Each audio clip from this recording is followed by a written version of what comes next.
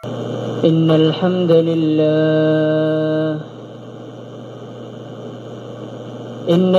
لله نستعينه ونستغفره ونؤمن به ونتوكل عليه ونعوذ به من شرور أنفسنا ومن سيئات أعمالنا من يهده الله فلا مضل له ومن يضلل فلا هادي له أشهد أن لا إله إلا الله وحده لا شريك له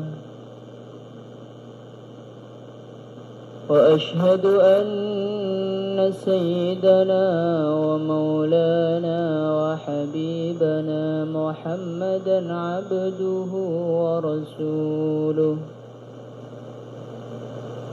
اللهم صل وسلم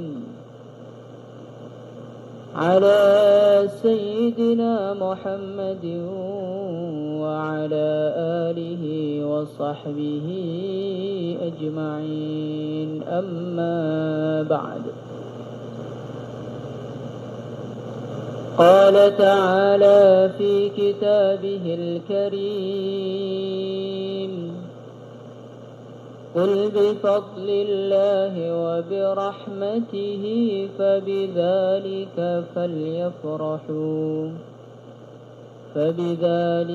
فليفرحوا هو خير مما يجمعون.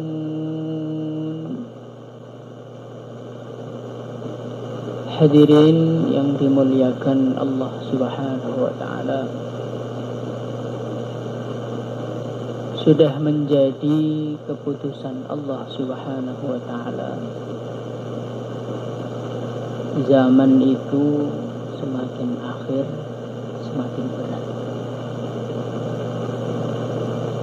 Bagi Nabi Muhammad sallallahu alaihi wasallam, beliau bersabda, "Ma zadaz zaman illa syiddah." Semakin zaman semakin akhir, maka zaman semakin berat. Mengamalkan agama semakin berat, tantangannya semakin berat, ujiannya pun semakin berat. Rasulullah sallallahu alaihi wasallam beliau bersabda, "Ma zadaz zaman illa wa ma ba'dahu syarrum min." Tidaklah zaman itu bertambah kecuali zaman setelahnya lebih rusak. Zaman setelahnya lebih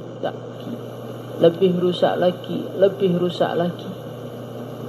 Inilah keadaan umat yang diceritakan Rasulullah sallallahu alaihi wasallam. Hadirin yang mulia, baginda Nabi Muhammad sallallahu alaihi wasallam beliau mengatakan, "Inna ummatakum hadhihi ju'ila 'afiyatuha fi awwaliha wa sayusibu akhiraha bala'un wa umurun tunkirunaha." Baginda Nabi beliau mengatakan, sesungguhnya ketenangan, ketentraman, kedamaian, keselamatan umatku ini Allah letakkan di awal-awalnya saja. Wa sayusibu akhiraha bala, nanti umatku yang bagian belakang kehidupan mereka akan dipenuhi dengan bala. Nah, kita ini umat akhir zaman yang bagian akhir. Hadirin yang mulia, wa taji'u fitnatun Allah Subhanahu wa ta'ala akan menguji umat ini dengan berbagai macam fitnah. Mulai dari fitnah fisik. Rasulullah sallallahu alaihi wasallam beliau bersabda, "Yushiku an tada'a 'alaikumul umam kama tatada'a al-akalatu ila qas'atiha."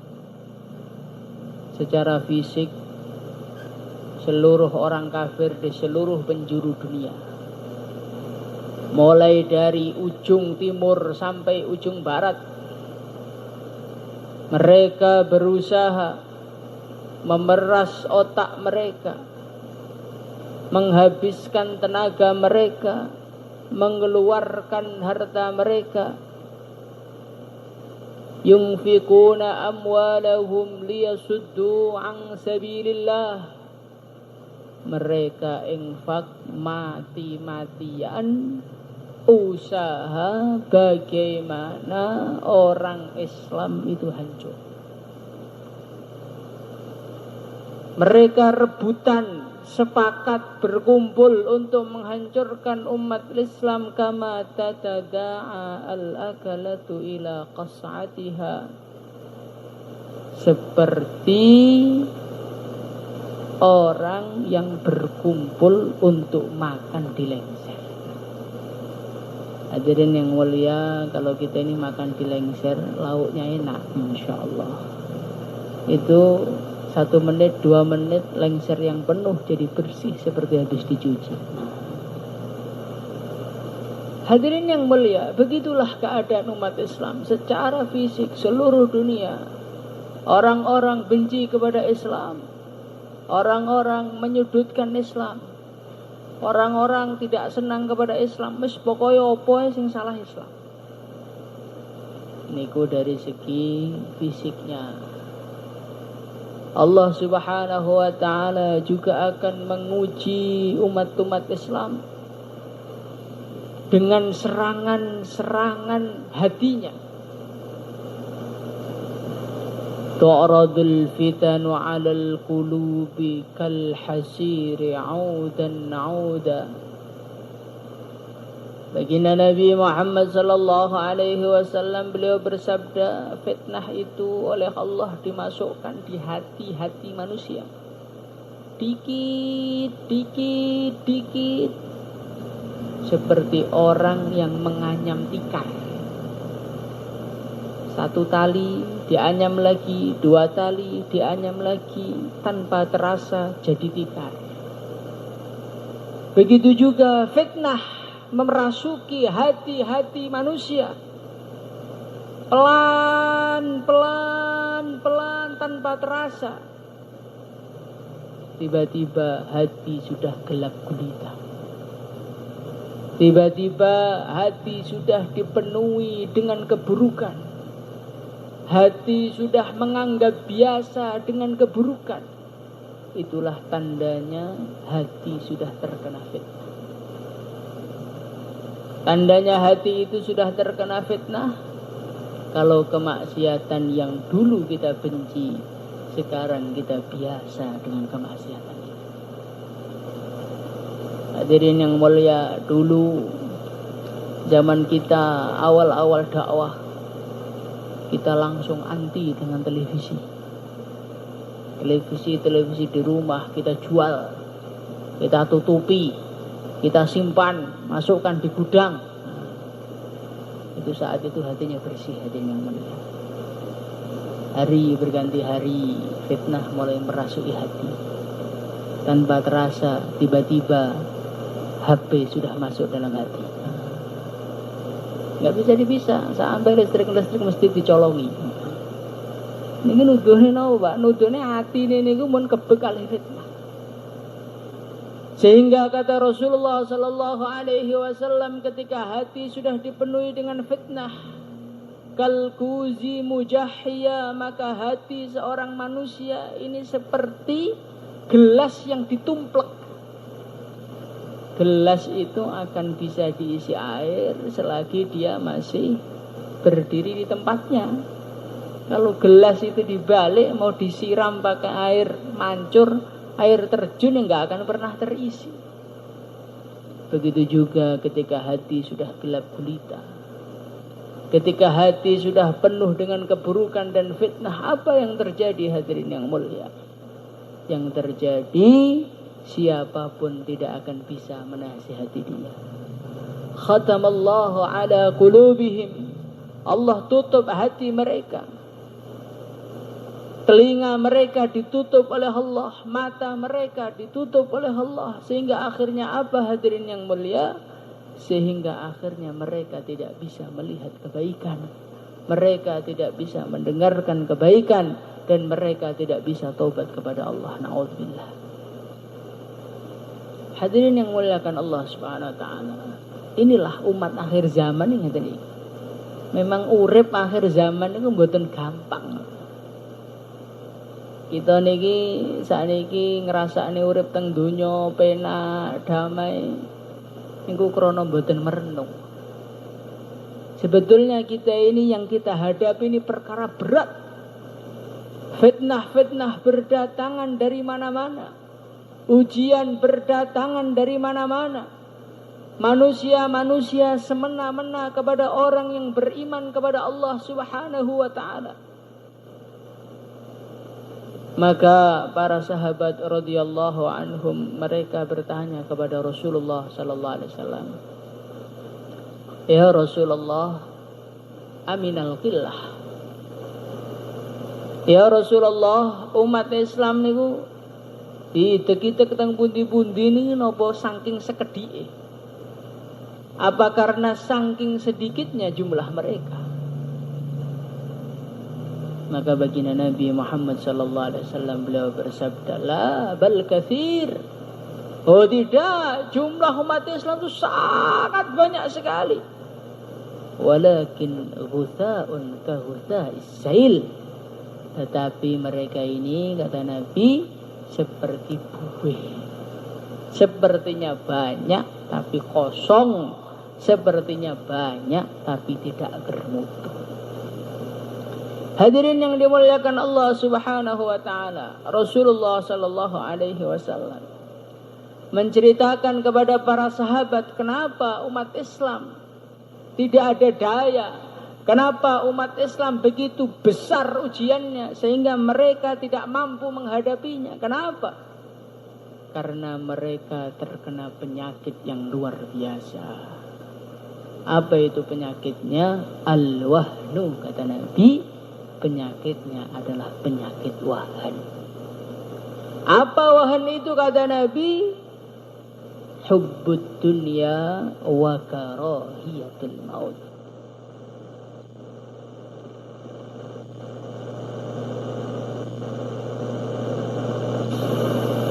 Yang menjadikan umat Islam itu tidak bermutu cinta dunia. Insyaallah dia mulia.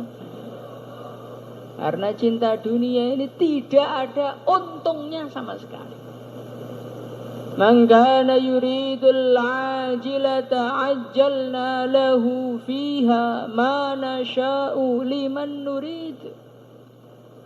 Allah Subhanahu wa taala mengatakan barang siapa yang menghendaki dunia, barang siapa yang pengen dengan dunia, maka Allah akan berikan dunia, kata Allah. Kepada siapa? Bukan kepada yang cinta, kepada orang yang dikehendaki oleh Allah. Jadi senang dengan dunia ataupun benci dengan dunia, ini enggak ada kaitannya dengan jatah rezeki kita. Walaupun kita niku seneng kalih dunia, cinta mati kepada dunia, jatah ini ku numpak pitontel nggih sampai kiamat iki numpak pitontel. Hadirin yang mulia, walaupun orang itu tidak cinta kepada dunia, walaupun orang itu memandang ringan kepada dunia, menganggap dunia seperti sampah, kalau rizkinya sugih nggih tetap sugih mawon.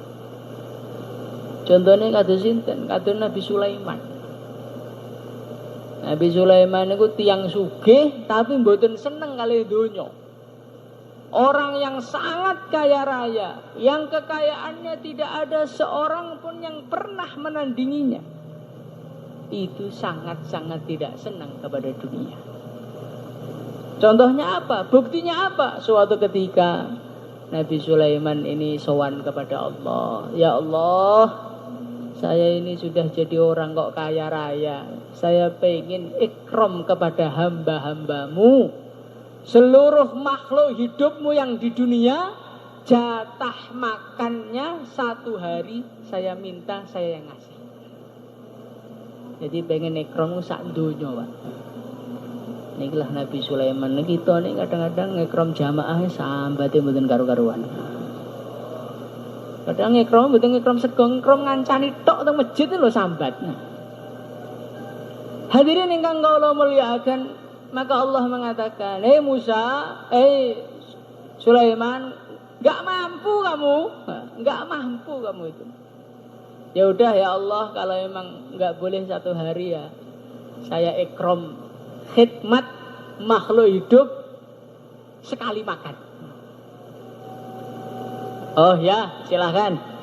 Maka Nabi Sulaiman masak besar-besaran, seluruh masakan disiapkan. Maka Allah datangkan satu makhluknya, seekor ikan nun. Sekali makan, lauknya Nabi Musa habis semua. Lauknya Nabi Sulaiman habis semua, enggak tersisa. Dan ikannya bilang, saya masih lapar katanya. Hadirin yang muliakan Allah Subhanahu Wa Taala, inilah contohnya orang itu enggak cinta dunia.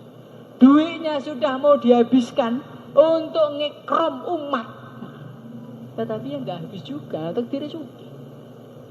Makanya tiyang niku nek pengen dados tiyang sugih, seneng kalih donya, melarat sengsara, dadi wong sugih, nggih mboten nate marem ati. Hadirin yang muliakan Allah Subhanahu wa taala, Allah berfirman, "Man kana yuridul ajilata ajjalna lahu fiha ma nasya'u liman nurid." Dunia akan Allah berikan kepada orang yang dikehendaki oleh Allah. Ukurannya pun terserah Allah. Maka coba kita renungi, setiap kita mesti mempunyai cita-cita. Pengen punya barang ini, pengen punya duit sekian, pengen nikah dengan fulanah binti fulanah, binti fulan. Tapi roto-roto sing kelakon niku sinten? Mboten tiang-tiang sing kita pingin. Ngene wae. Niku nuduhne napa? Nuduhne rezeki niku saking Gusti Allah. Hadirin muliakan Allah Subhanahu wa taala. Maka kita jangan sampai terkena hubbud dunia, penyakit cinta dunia. Dan cinta dunia itu isinya banyak, cinta dunia. Cinta dunia, dunia itu duit juga dunia. Kekuasaan juga dunia, kehormatan juga dunia. Kalau kita ini ada hubbud dunia, nanti amal agama kemasukan hubbud dunia bubrah sedaya. Kita dakwah niku badhe indah, Pak. Dakwah niku badhe nikmat. Berjuang itu nikmat, berjuang itu indah, berjuang itu ayem. Kalau apa? Kalau dai-nya itu enggak senang dunia. Tapi kalau dai itu sudah mulai senang dunia, maka sifat ikramul muslimin itu hilang. Yang ada ikramun nafs, memuliakan diri sendiri. Bagaimana saya yang paling depan, bagaimana saya yang bisa ngomong, bagaimana saya harus ditaati, bagaimana orang-orang lain benci kepada selain saya. Hadirin yang memuliakan Allah Subhanahu wa taala, akhirnya dakwah yang aturannya mengantarkan orang ke surga malah dijadikan alat untuk memperdalam neraka dia. Maka hadirin yang memuliakan Allah Subhanahu wa taala, hubbud dunia itu bahaya sekali. Hubbud dunia itu bahaya sekali. Menjadikan orang kehilangan surga, menjadikan orang kehilangan ridha Allah. Itu kapan? Ketika orang itu sudah kemasukan hubbud dunia. Orang itu kehilangan ikhlasnya itu kapan? Kalau hubbud dunia. Ceritanya tentang hadis enten tiyang dipanggil oleh Allah.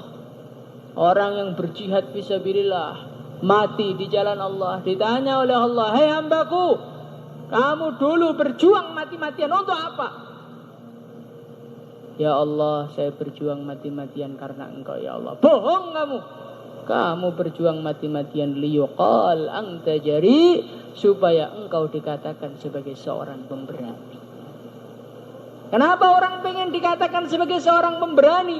Karena perasaan dia dianggap sebagai pemberani itu kemuliaan dunia lagi. Jadi orang berjuang ndase mun tugel mati gara-gara seneng donya, mati nih mboten diregani kalih Gusti. Ada orang dia dermawan, sedekah habis-habisan.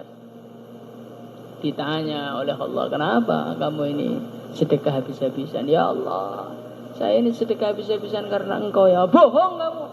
Kamu itu kan mau cari kehormatan. Biar dibilang orang dermawan. Syaratkan neraka. Syaratkan neraka." Jadi hubud dunia ini penyakit yang ngerusakin apa-apa.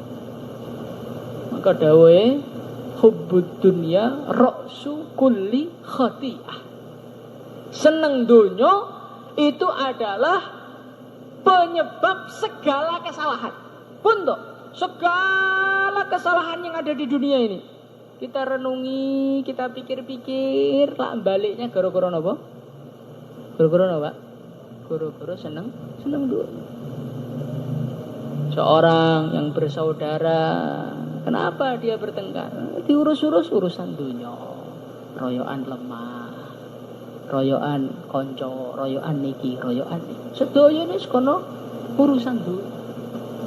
Makanya kita niki nek pengen lurus, pengen bermutu, kita harus hilangkan sifat hubbud dunia dari hati kita. Insyaallah hati mulia.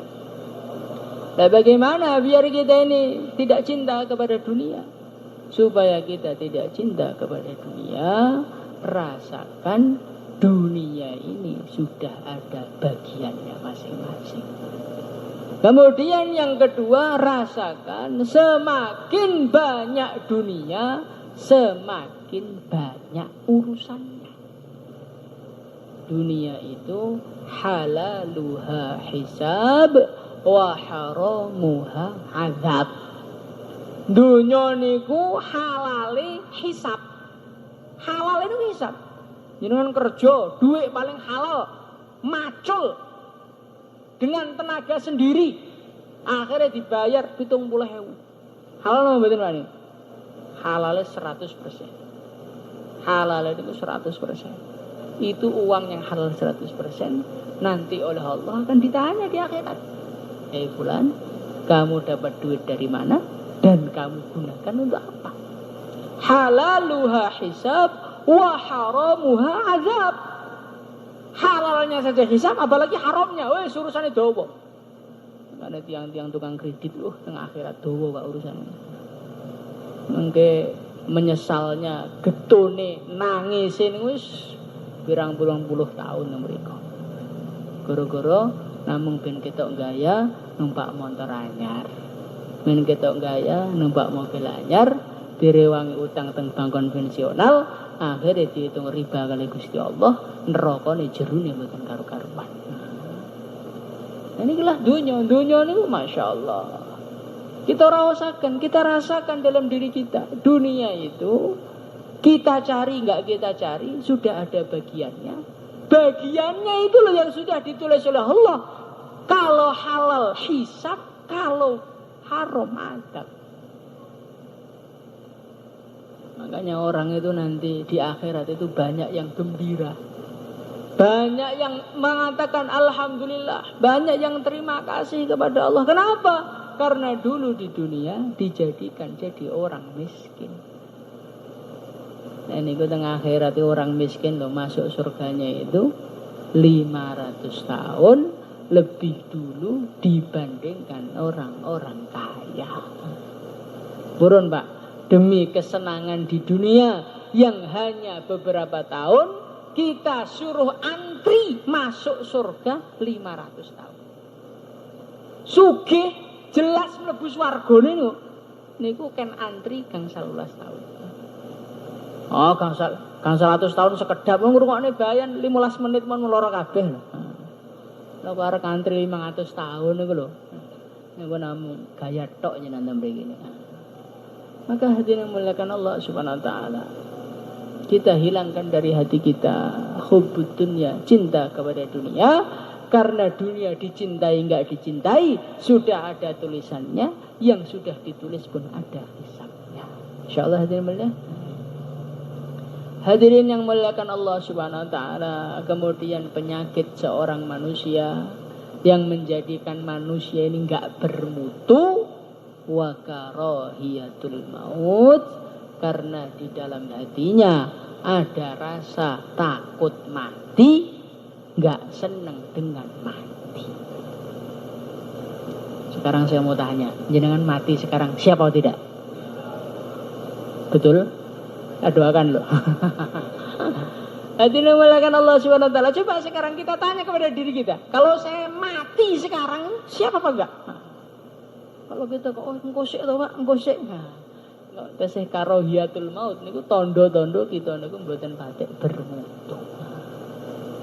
Hadirin muliakan Allah Subhanahu wa taala. Kenapa kita ini ketakutan kepada mati? Karena kita ini belum ada cinta kepada Allah. Orang itu kalau sudah ada cinta kepada Allah, dia akan rindu kepada Allah. Dan satu-satunya jalan untuk sowan kepada Allah ya mati itu. Maka ulama-ulama dulu itu kalau mati malah sowanange enggak karu-karuan. Suatu ketika ada seseorang ketemu dengan malaikat Israil. Malaikat Israil niku matur, "Assalamualaikum." "Waalaikumsalam." "Sinten panjenengan?" "Kula malaikat Israil." "Wah, Masya Allah. Jenengan tuh orang yang sudah saya tunggu-tunggu." Hadirin yang mulia, maka malaikat Israil mengatakan, "Wahai Tuhan, saya dipeseni oleh Allah, jenengan minta apa sebelum mati mau diturun?" Gak usah diturun, gak pengen apa-apa, pokoknya saya mau pengen mati yang suan sama Allah. Nah ini sudah pesannya Allah. Ya sudah kalau gitu, saya cabutlah nyawa saya ketika saya beribadah. Nah inilah tiang niku rindu oleh Gusti Allah niku pengen dan cepat mati. Lah kita niku dereng pengen mati niku rindune niku teng sinten, Pak? Hadirin yang muliakan Allah Subhanahu wa taala, coba kita ingat dulu ketika kita ini baru pengantin baru, Masya Allah. Niku pengantin baru niku lungguh teng kursi guyang-guyu niku mletok Pak niku. Niku asline sumpek ningali tamu gak ndang mulih niku sumpek. Lihat makanan sumpek, lihat tamu-tamu sumpek, lihat undangan sumpek, lihat orang gendangan sumpek. Wis terope pengen tak ambruk nih. Nah, karena semua ini mengganggu ketenangan dia dengan istrinya. Hadirin muliakan Allah Subhanahu wa taala, begitu juga orang itu kalau sudah dipenuhi cinta dengan Allah, dipenuhi rindu dengan Allah Subhanahu wa taala, maka lihat dunia itu sudah enggak ada yang enak. Lihat roti enggak enak, lihat mobil enggak enak, lihat istri enggak enak. Apalagi istrinya tua tambah enggak enak pisan. Ini jomblo-jomblo ikut ketawa paham nih. Hadirin yang muliakan Allah Subhanahu wa taala. Lihat dunia ini enggak ada yang menyenangkan. Itulah kehidupannya para wali. Maka jangan heran ketika kita melihat Sayyidina Ali radhiyallahu anhu, beliau mengatakan kepada dunia, "Talaqtuki thalatha ghurri ghairi." Hai dunia, aku tolak kamu dengan tolak 3. Tipulah orang selain aku. Gak doyan aku ngerti kowe. Kenapa Sayyidina Ali begitu mudah mengatakan menolak kepada dunia? Sedangkan kita ngemis-ngemis kepada dunia. Karena Sayyidina Ali hatinya sudah dipenuhi rindu dengan Allah.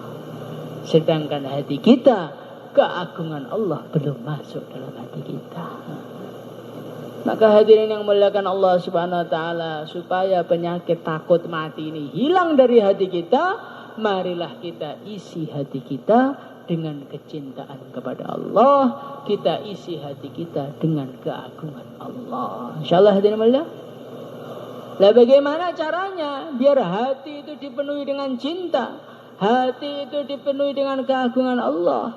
Kalau kita bicara keagungan Allah, coba Pak kita renungi.